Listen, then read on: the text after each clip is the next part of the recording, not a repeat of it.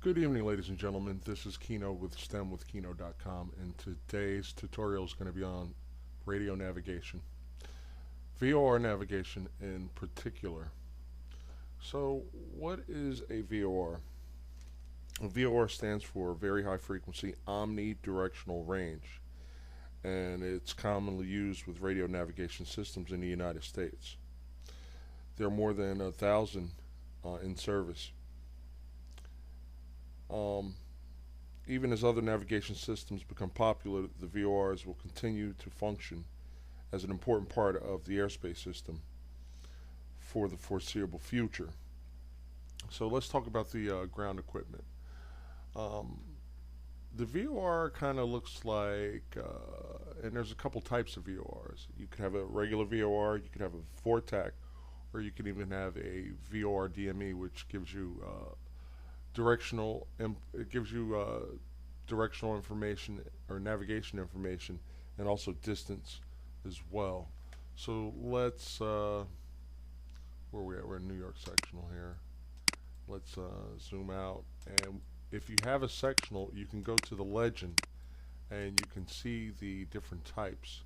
If we zoom in and we look at radio aids to navigation, these are the radio aids to navigation. So you could have a regular VOR depicted on your chart. You could have a VORTAC, like I said, and you can also have a VOR or DME. But the VORTAC is coupled with military tactical air navigation. That's the TAC part.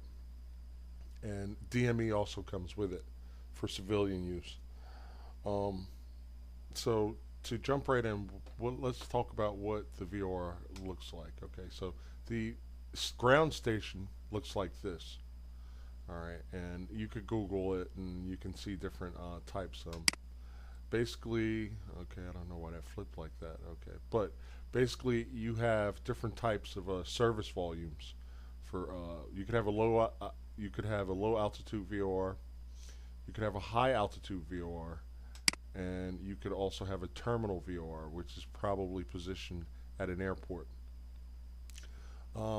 The high altitude VOR they go all the way up to 60,000 feet, and you should be able to get there's a 100 and a 130-mile ring radius that these things broadcast out. So your aircraft would be able to receive signals from this VOR station.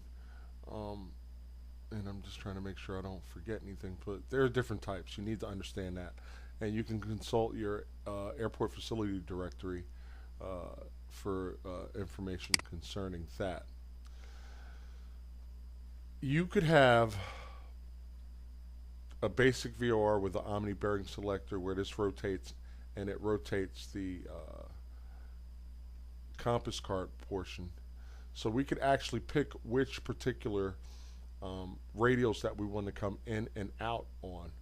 So just to give you an idea, let's zoom out. Let's say, for instance, let's find a Victor Airway. Okay, we have a VOR here, Utica VOR. We could actually come in on the 256 radial and leave on the 117 radial.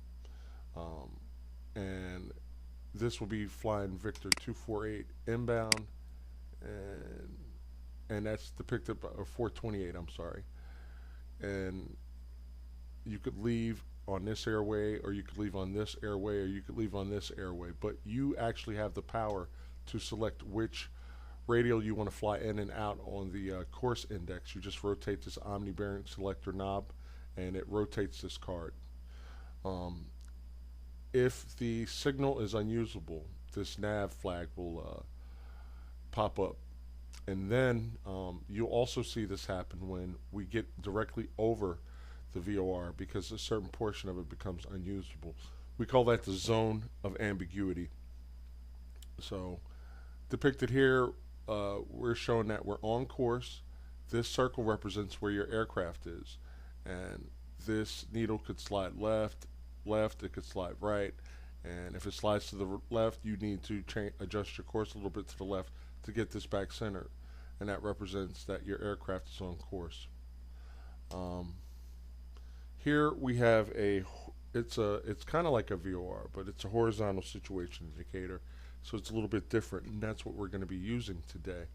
But we could actually come here, and this center represents our airplane.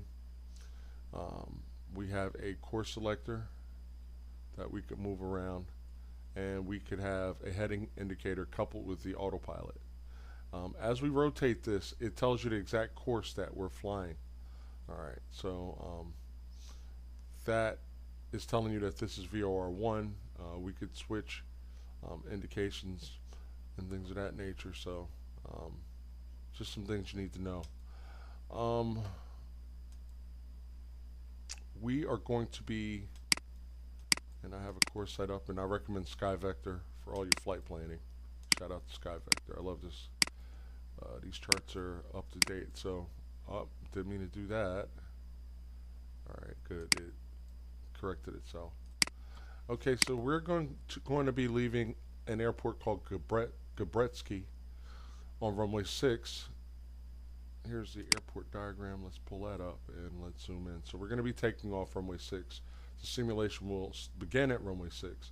So basically what we're going to do is we're going to take off and we're going to make a turn to the left. And then we're going to just rotate the VOR so that it centers. So we won't be actually coming in on any particular course, but we are going to leave on the 263. And we'll come back to this and update this as we progress through our flight. So that's the airport information. You have the airport surveillance observation system that gives us current weather. You have the tower on 125.3, 236.6 on a high frequency radio. We also have ground control. So another thing that we need to understand, this is class Delta airspace up to 2,600 feet. And this is depicted by the blue broken lines, class Delta or class D airspace. Here's a VORTAC. Sometimes you may have a VOR on the field that's depicted by a dot. Let's see. JFK has a VOR which we're going to be flying to, and that's depicted by this dot in between the runways. So along our route of flight, we will have visual checkpoints. Long Island, MacArthur Field. We should see Republic Airport. We should see JFK and actually overfly JFK. We'll step on down to Robbinsville VOR, and then we'll go directly to Tango November, leaving on at 277 degrees and should be 30 miles away. So we should get there in about 10 minutes or so. What else do I want to talk about? So there's different VORs, like you have Robbinsville VOR here. Hold on, Colts Neck. This is actually Colts Neck, not Robbinsville. But the frequency is 115.4, and you tune the frequency kind of like you would the radio in your car. But it's just higher frequencies. Like, you know, some people might listen to 101.5 or 98.7 or 97.1. Well, 115.4 is the frequency here. Let's see, JFK, I believe, is 115.9. It is. Now, the cool thing about this, in order to confirm that you are, and that's VOR DME, you can see the VOR symbol and you can see the box around it. So in order to really positively identify the fact that you are flying to a particular station, you will have Morse code that we're going to actually utilize along this flight. So I should have 117.2, and then I'm going to back it up with 117.7 in the simulator, and 117.7. All right, so 117.2 is in nav 1 and 117.7. And sometimes I'll just do this just to have it there, so it's something that I don't even need to think about. I just know that that is the next VOR I'm flying to, and you'll copy all this down in your flight planning. So we know that we're going to Calverton VOR, which is 117.2, and then the VOR after that will be Deer Park, which is 117.7. And we will pretty much stay on this Victor airway, which is Victor 46. the airways are depicted by these light blue lines. So we're actually on the airway. So Victor 46, Victor 1. We won't be flying an airway, but you don't have to fly an airway. You can just pick the radial that you want to fly outbound on. In this case, this is about 235. We'll just call it 235 because it's pretty much centered. This is 230, 220, 210, 200, 190, 180, so 220. So these are kind of like these radials that the VOR broadcasts on. It's kind of like a bike spoke. You can come in on a certain spoke and you can leave on another spoke. And that's kind of like what we're doing. We're coming in on one spoke or radial, and then we're leaving on another radial. So, all right, 117.2, 117.7, and without further ado, we'll go ahead and get this show on the road.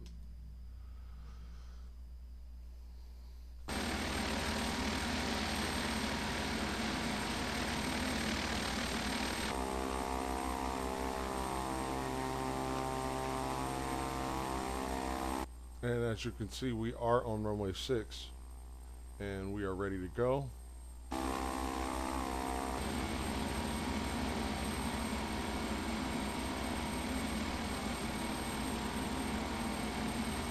Now, another thing that I've done is I know we're going to be going, like, after we leave the airport, I'm going to be flying to the northwest. And so, as a result, what I've done is I've kind of set up my VOR kind of ready to catch the VOR. So we'll put in like 330. All right, let's go.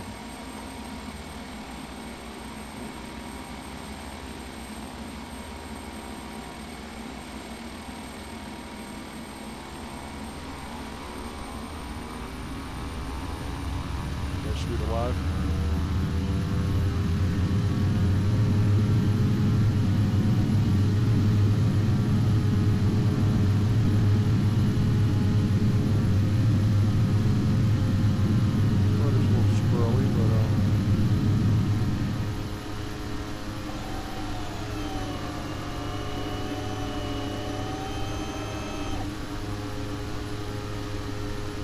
Positive rate, gear up. And what we'll do is we'll start our left turn.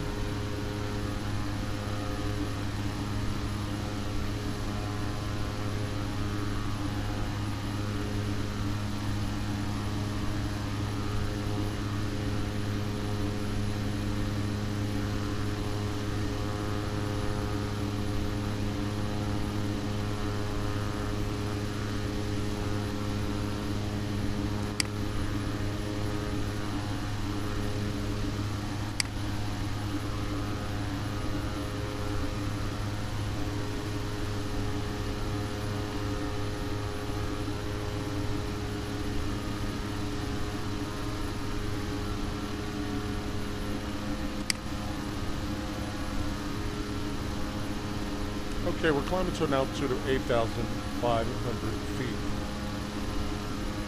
And we started to get some of our navigation signal information. And so what I'm going to do is I'm just going to rotate this needle until it centers. That is going to give me the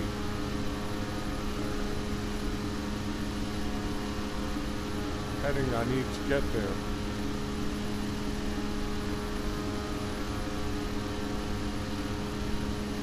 Also at this point, what I'm going to do is I'm going to pick up the Morse code for Calverton. So I should hear dash dot, dash dot, dash dot, dash dot, dash dot, dash dot. All right.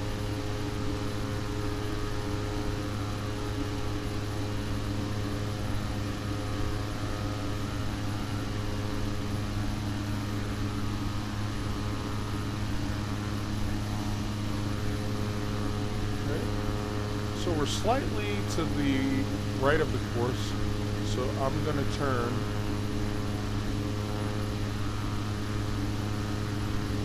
a little bit more so we get that centered up.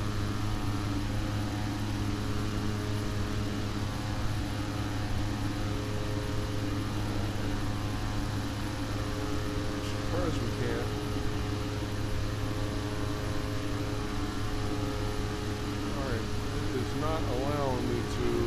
Okay, there we go.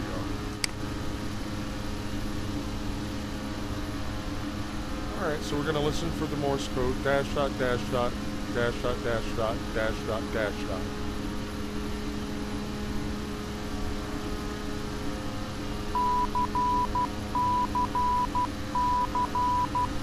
So you guys heard it. So we know we have a good, reliable VOR.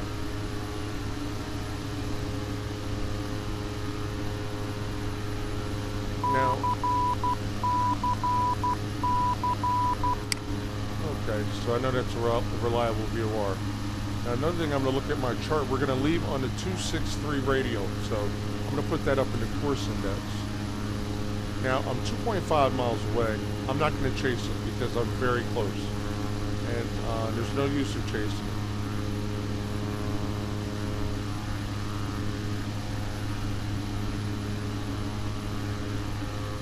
Alright, so I'm going to start turning towards 263 degrees.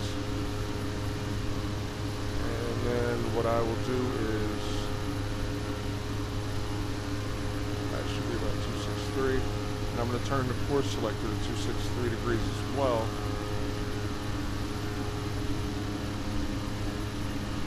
And it shows us that we're slightly to the left of the course. This is our airplane. So we have our desired course that we have set up here. And we want to leave on the 263 degree radial. Alright, so once we put that in the course index, that's telling the navigation system that, hey, this is where we want to be. Now we're to the right of the course. So what I will do is I will go ahead and I will correct by flying to the right to get this needle to come up, to come back, or come towards the airplane. Once it is centered, we are good to go.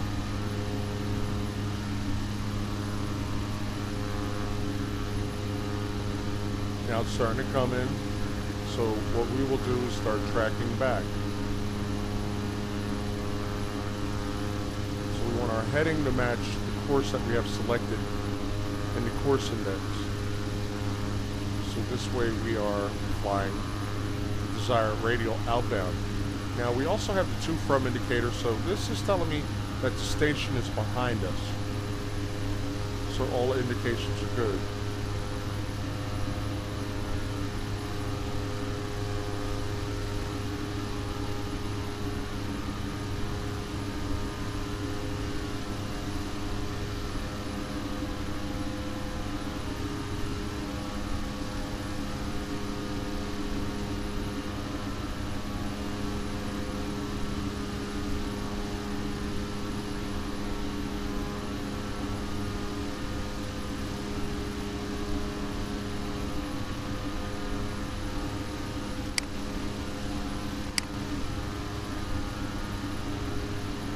So to the center, we're 7 miles out.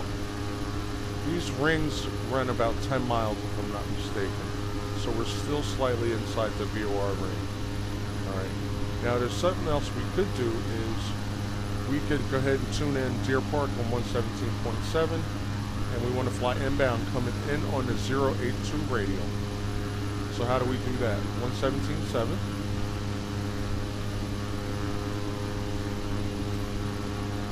Switch this to 117.7, and we want to come in on the 082,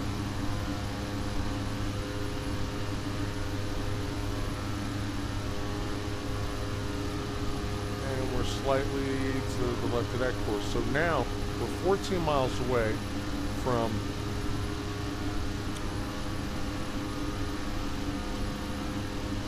Deer Park VOR. So we're outside of that ring, and still inside that ring slightly, and we're coming in there. So we're going to come inbound on the 082, which we have that set up.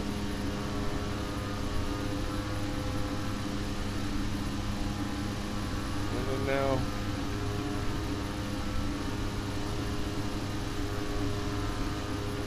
let's go to our cruise profile.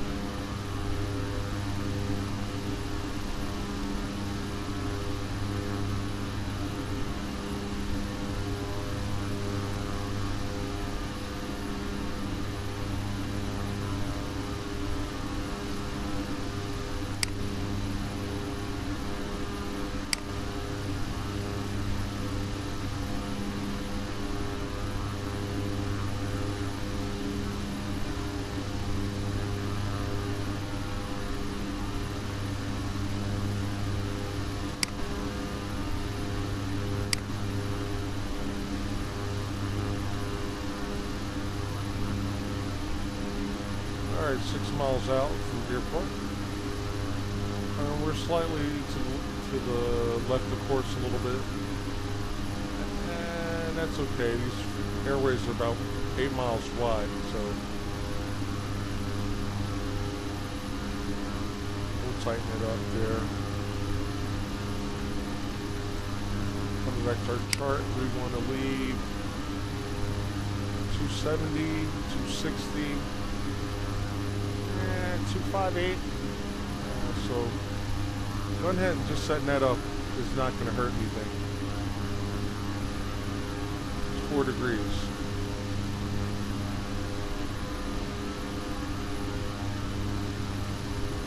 So we have that set, and we're kind of crabbing into the course.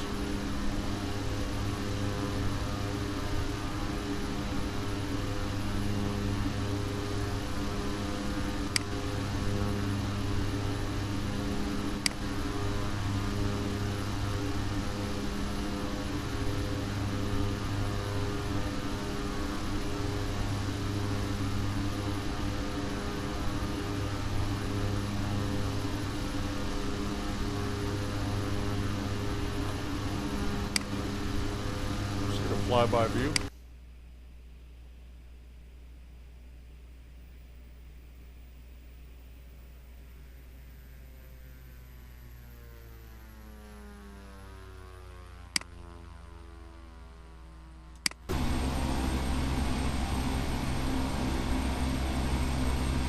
Okay, so now the station is behind us, and I'm going to put in 240.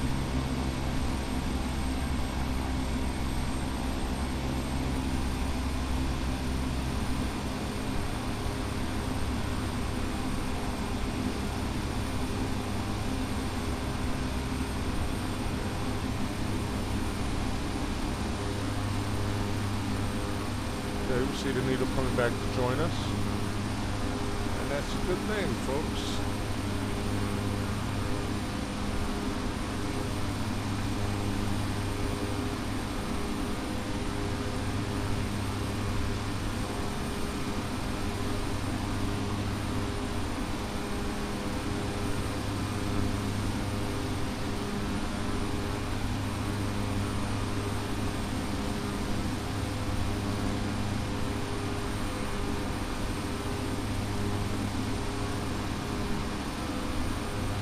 Miles away. So across here, 4 miles away, we should see Republic Airport.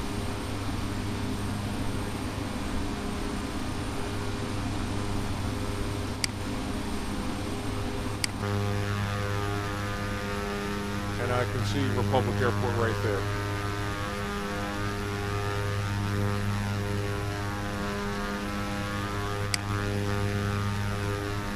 So this just helps confirm what I'm reading on my instrument as I navigate.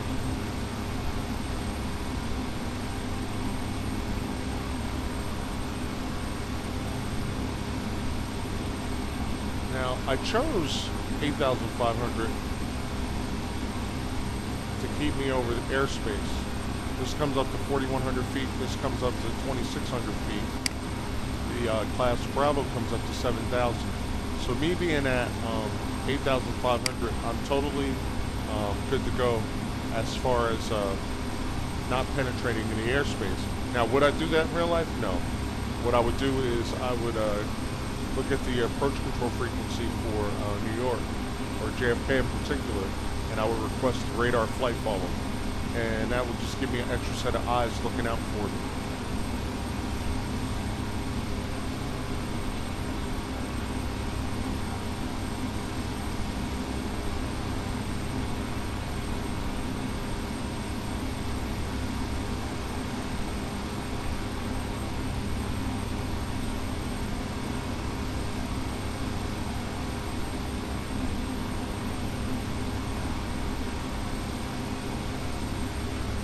So we've identified Republic Airport.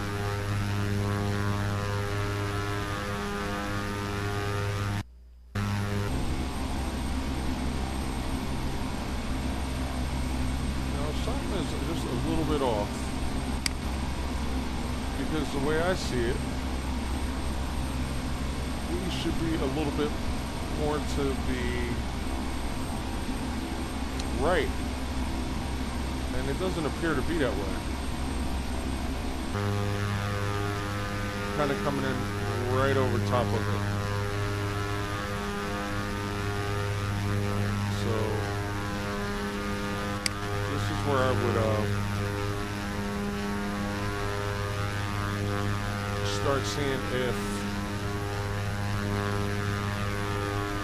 well actually no, this should be, yeah, but yeah, it still should be. So I'm going to put in 115.9, which is JFK's, and put 078 on the bottom, and see, just to kind of cross-check VORs. Alright, 115.9 and 078 should be on the bottom.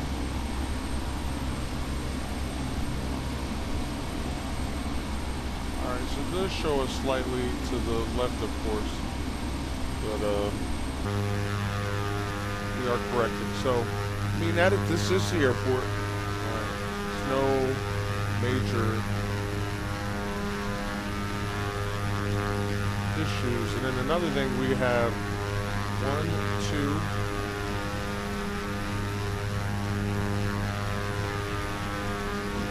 4.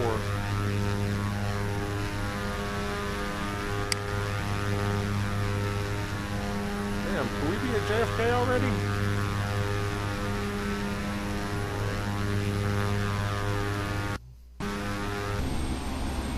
Yeah, we are, 3.1 miles. Okay, so that we got there a lot faster than I thought we would. Alright, no worries. Alright, we're gonna leave on the 235 degree radial.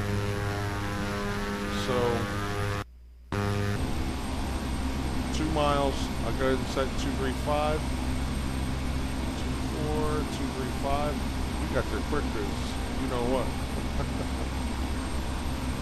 I'm thinking that might be Republic. That was JFK. All right. So, you know, you back up.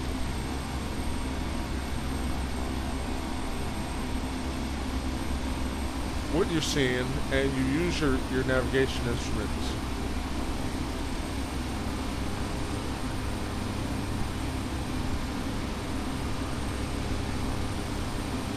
Now, after JFK is Colts Neck, I believe.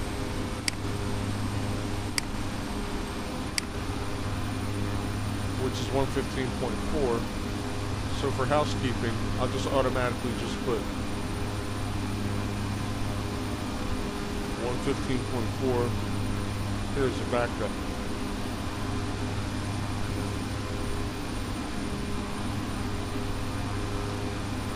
And we're still on JFK, so let's go ahead and ID that.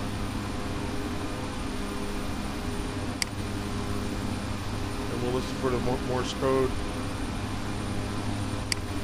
So it should be dot, dash, dash, dash, dot, dot, dash, dot. Boop, boop, boop. Okay. Morse code checks.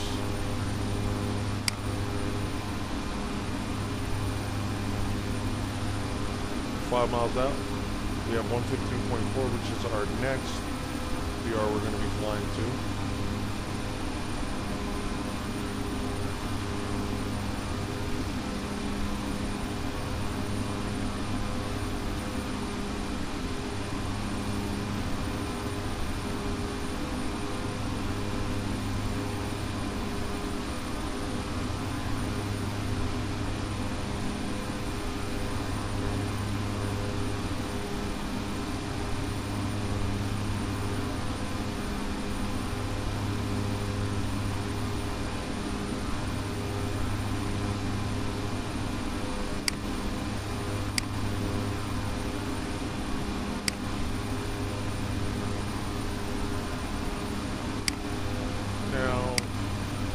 A lot faster than we thought we were. I'm going to go ahead and put in Colts Neck, and we'll identify that navigate as well. 115.4. have it. We're 17 miles, 16 miles out now, and we'll listen for the most Morse code there. And here's Quote's Neck. So the tone is good, and we have a reliable nav aid. We're going to leave on a 277 degree radio.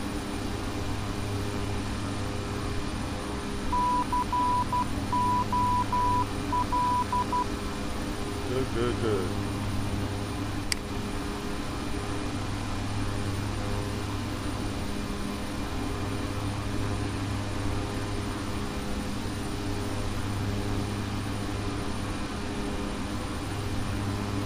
Now another thing, if the frequency's checked, we can start listening to what's going on at Trenton-Mercer Airport. ATIS is 126.775 according to the chart. 126.775.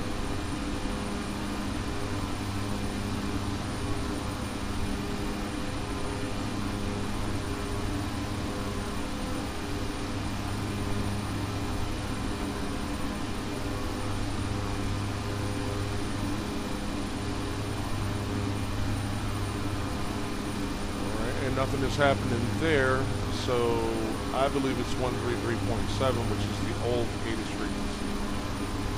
So we didn't look there. Trenton Airport information, Tango, 1825 wind calm. Visibility greater than 20 miles. Sky conditions, clouds at 5,600. Temperature 152.5. Altimeter 2992. ILS, runway 16. Landing and departing runway 6. VFR aircraft stay direction of flight. All aircraft read back hold short instructions. Advise controller on initial contact you have Tango. Trenton Airport information Tango 1825. Temperature 152.5. Okay, so basically this is giving us the airport information before we get there. Alright, we're hanging out here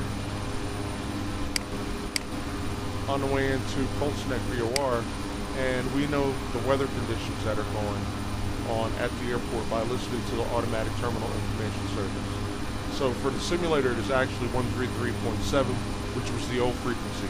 I used to be a flight instructor there, I just knew that. So the actual real life frequency is 126.775. No worries there, we got through it.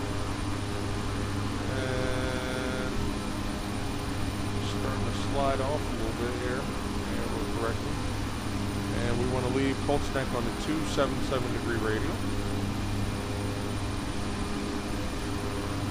277, goes in, and they've cut out some of that information so we can't even see it. But 277 checks out.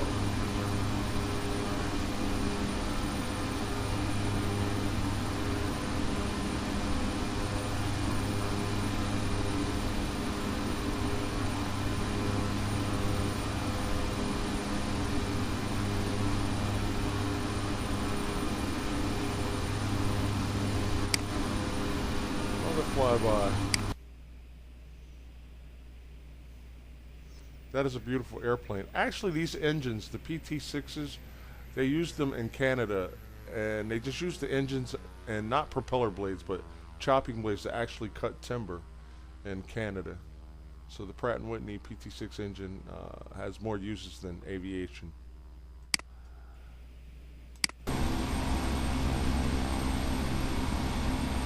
Ready. We're going to go ahead and rotate this to 277 degrees.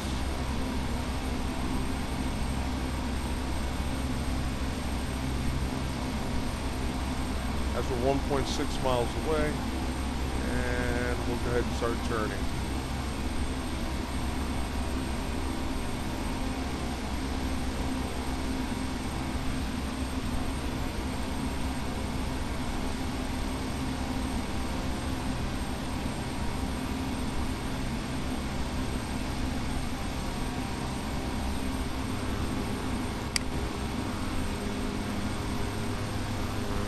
Trenton Airport information, Tango, 1825 wind calm. Visibility greater than 20 miles. Sky conditions, clouds 5,600. Temperature 15.5. Altimeter 2992. ILS, runway 6 in use. Landing and departing runway 6. VFR aircraft state direction of flight. All aircraft read back hold short instructions. Advise controller on initial contact you have Tango. Alright.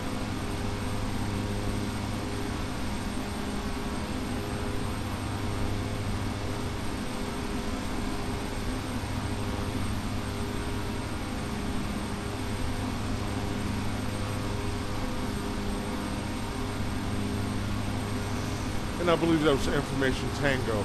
So, before you go into Class Delta airspace, you would communicate with them. And you would say, let's see, alright, 350 Kilo Alpha is our tail number. So you say Trenton Tower, November 350 Kilo Alpha, and you wait. So it's introducing yourself. Trenton Tower, who you're talking to. Who am I? November 350 Kilo Alpha. And then they'll come back, November 35 Kilo Alpha Trenton Tower. Go ahead. And you would say, Trenton Tower, November 3. So it's who you're calling, who you are, where you are, and your intentions. Alright, so Trenton Tower, November 350 Kilo Alpha is 30 miles to the west of you. Inbound full stop with information Tango. And they'll look for you, and they'll say 350 Kilo Alpha, you know, make it straight in from runway 34. But we're just gonna pretend that they say and then actually I'd make a request, because maybe your co-pilot needs to get an approach in. Maybe you need to get an approach in. So we're gonna do the ILS 6 approach in the Trenton-Mercer Airport. I have 369 set up in the ADF.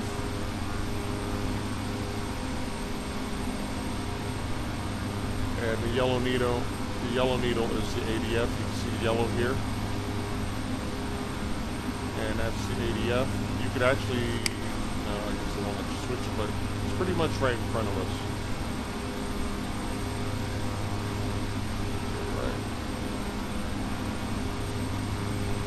And we can start our descent down to our 3,000.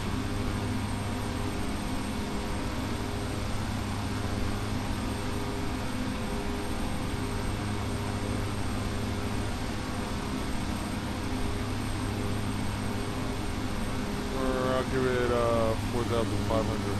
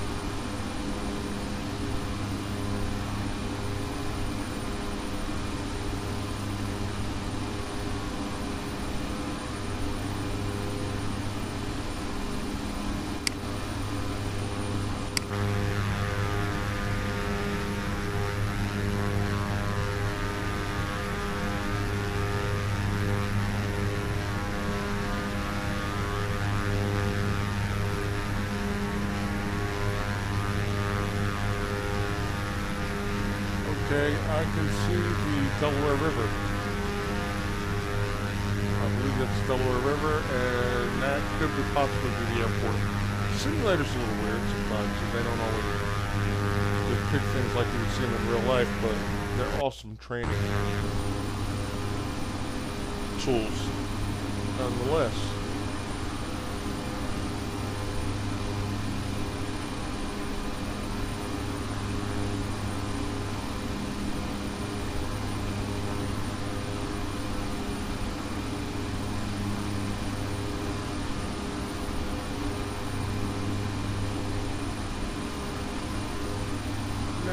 troubleshooting the excuse me, instrument landing system or ILS-6 into Trenton-Mercer Airport. You can go to ILS-6 and the localizer is 111.3. 369 doesn't really exist anymore. They used to have a outer marker beacon that was coupled with ADF, and that was always pretty cool for your approaches. But it's still here in the simulator, so we're gonna fly it as such.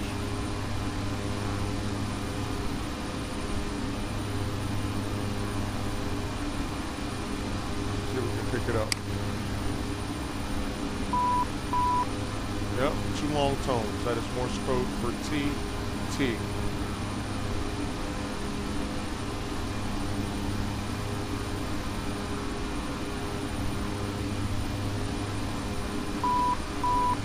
Alright. That's good. So I'm satisfied. So we'll set up the ILS 111.3.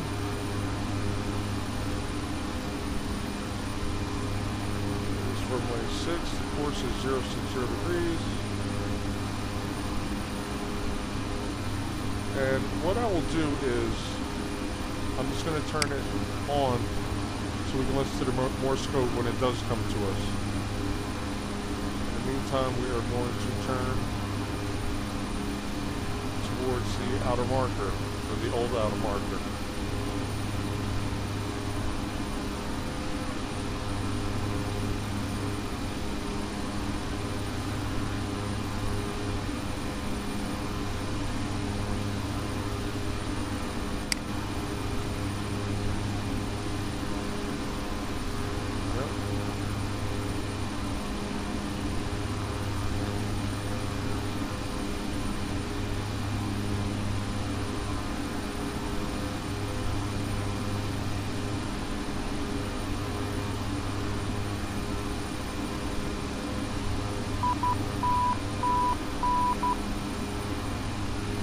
Now this is how we know we have signal coverage, and the ILS is good.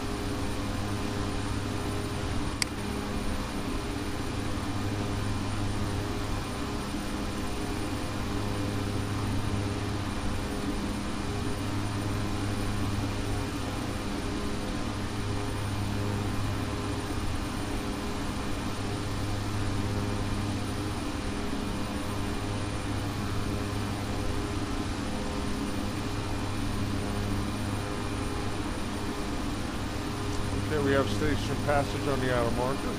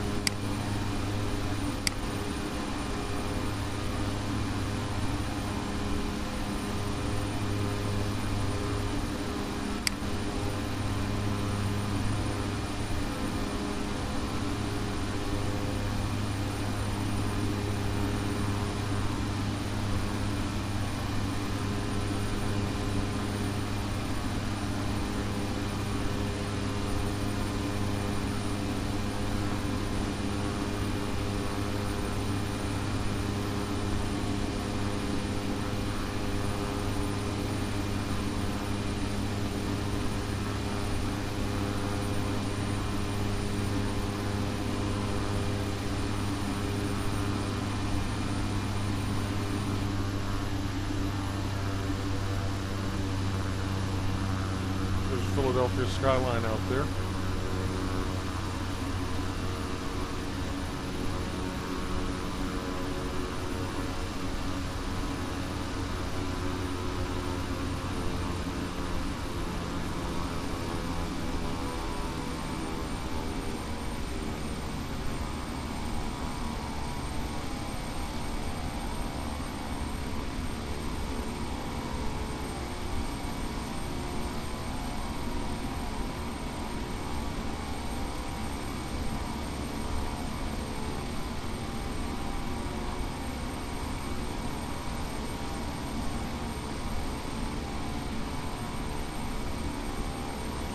Delaware River out there.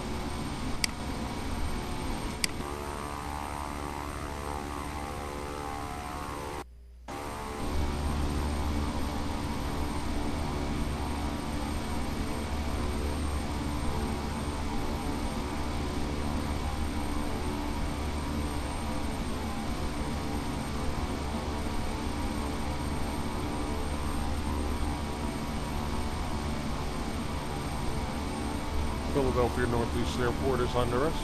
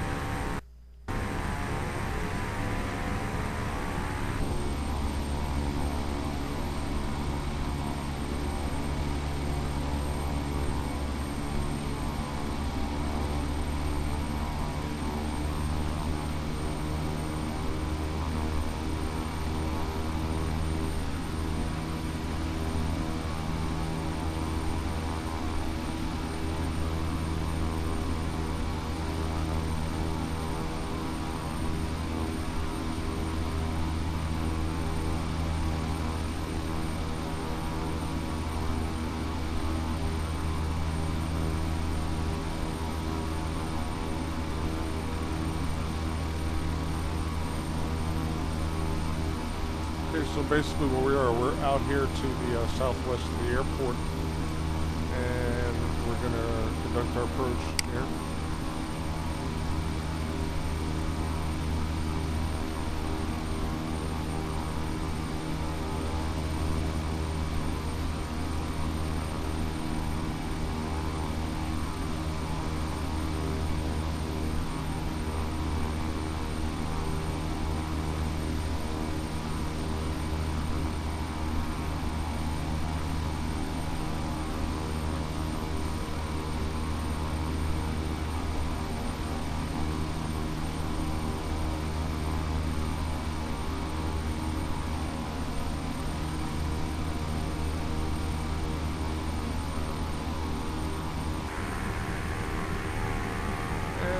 Got an airport out there. That's where we're going.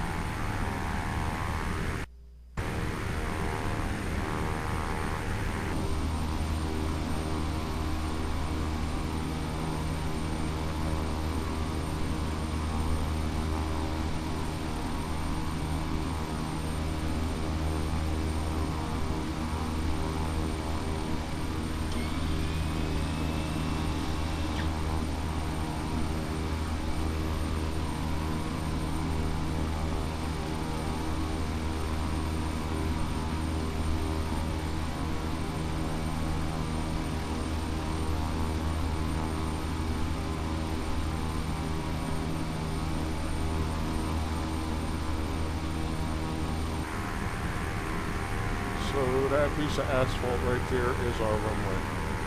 Flags extended, gear down to stabilized. And we'll simulate that we've already been cleared to land runway 6.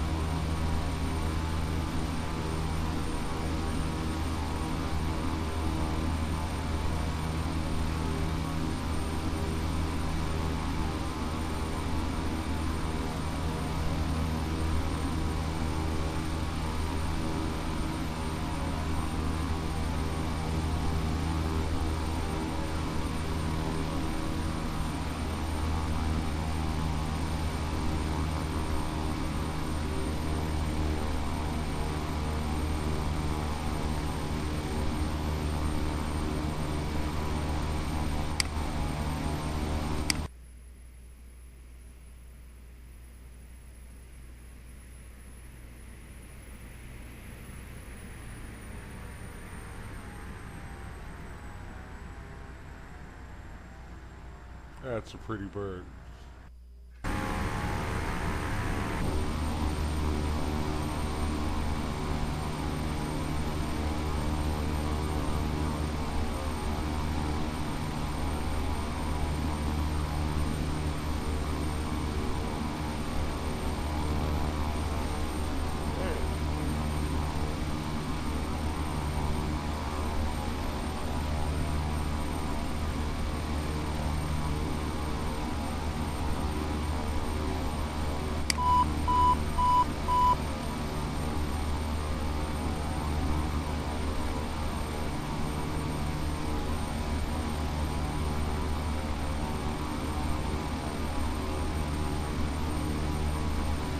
Okay, we got the runway made.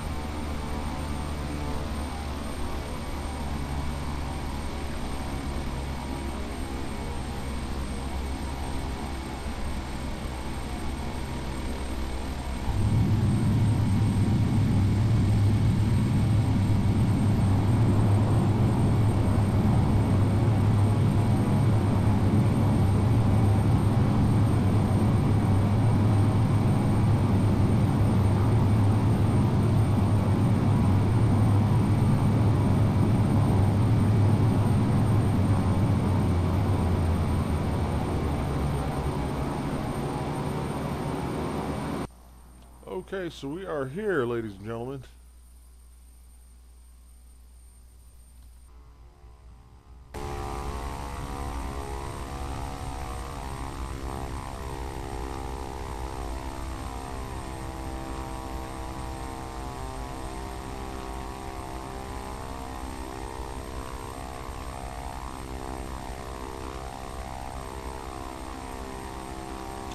So we will clear the active runway and clean up our airplane.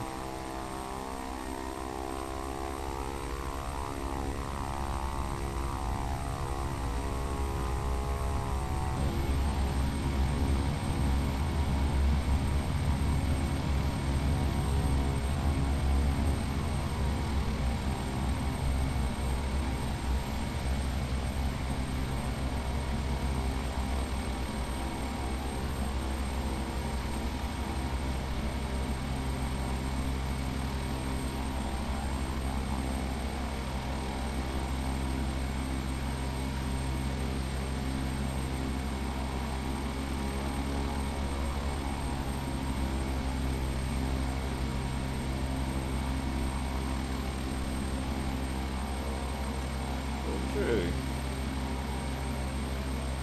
Let's clean up the airplane.